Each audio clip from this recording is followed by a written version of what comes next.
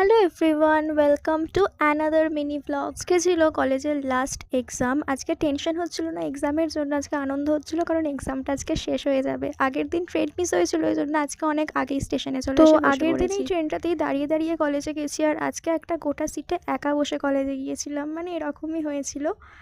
আর তারপরে তো পৌঁছেও গিয়েছিলাম, আর টিফিনের সময় একটু ভিডিও করছিলাম। এই টাইমটাতে আমাদের টিফিন খেতে হয়, প্লাস রিভাইজ করতে হয় পড়া, ফোন দেখতে হয়, মানে সব কিছু একসাথে করতে হয়।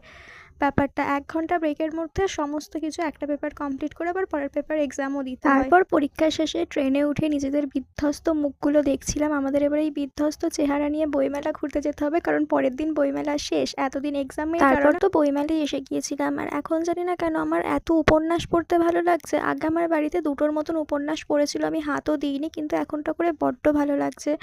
ওখান থেকে একটা বই কিনেছিলাম, একটু ঘুরেছিলাম, তারপরে আমরা পাপড়ি চাট খেয়েছিলাম, আর তারপরে যথারীতি বাড়ি চলে এসেছিলাম।